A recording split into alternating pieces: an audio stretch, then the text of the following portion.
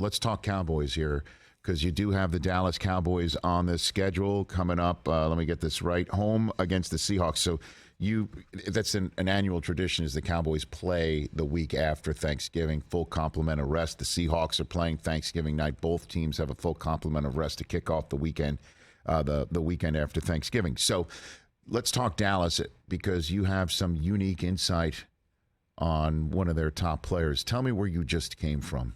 I just came down from Austin, Texas. I was down there in Austin getting a chance to go be around Micah Parsons for a few days, and we had a chance to work together. And this game right here is one of the ones I was excited about because, Seahawks had some really good young tackles last year, and Lucas and Cross. And so, I think Charles Cross showed that he could be a left tackle to look at for the future, is a really good player and a great pick for the Seahawks. And he's going to have his hands full with a guy like Micah Parsons for sure. So it was really fun to get down there. You don't think of an O lineman and a D lineman working together, but it was fun for me. Well, I mean, TJ, this one's for you. Okay. Why did you go?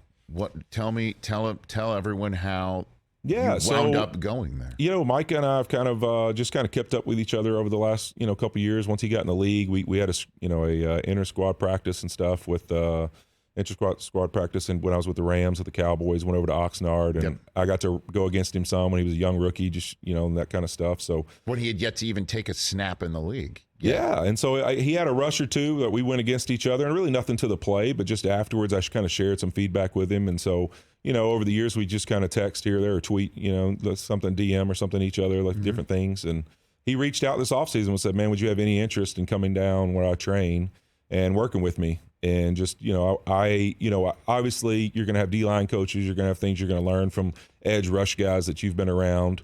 He's like, but I have the mentality, I want to practice against somebody who's really elite at being my opponent. And I want to get what's that feedback from that person, and why would he shoot his hands on this player? Why would he jump me in this scenario? So we watched a lot of tape of situational football, 3-step, 5-step, drop, the different drops quarterbacks take, and why the tackle takes a certain set or uses his hands a certain way. And it was really fun. It was really igniting for me. I was telling Sean McVay last night when I was coming back, like I was full sweat. I feel like I'm coaching out there, just having fun, getting excited, just talking ball, man. I love this game. It's changed my life, and I look forward to seeing how it changes other guys' lives. So to get to be a part of somebody like Micah Parsons' journey and just do something to help him in any way I can, it was fun for me. How about the Lion, TJ? Huh? I mean, as he likes to refer to him, he's the Lion. I love this dude, man. It's rare. It's rare to think that that's the way he thinks. Like, hey, I don't want to just listen to guys who've done what I do. Right. I want to know what the guy who goes against me does. And I think that that's really cool to think that his mind thinks that way. Like,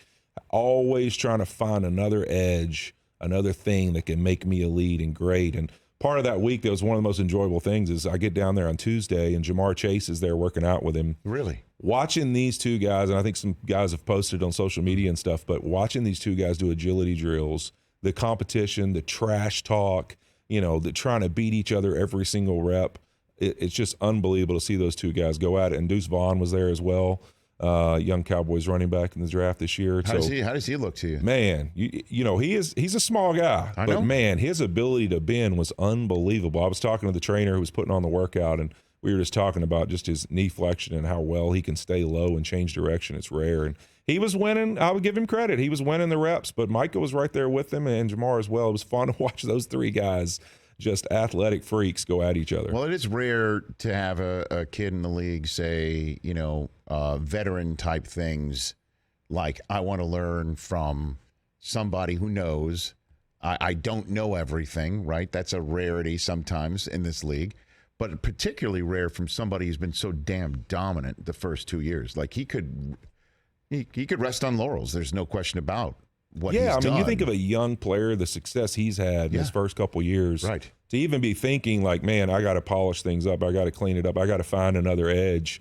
I think most people would be like, you don't need any other edges, like you just keep being you. And I think that you really look at the elite guys in this sport and many others, that's their story. They were always trying to find, that 1%, that little edge that could just take them into, hey, I'm going to keep growing and keep getting better and keep refining who I am. And he is wound that way, man. Watching him work out, every rep is 100 miles an hour. I mean, he never has a half rep. It's full go, full sprint, trash talk, competition, every rep of his workouts. It's fun to watch somebody do that. Catch the Rich Eisen Show every single day on the Roku channel, 12 to 3 Eastern, for free.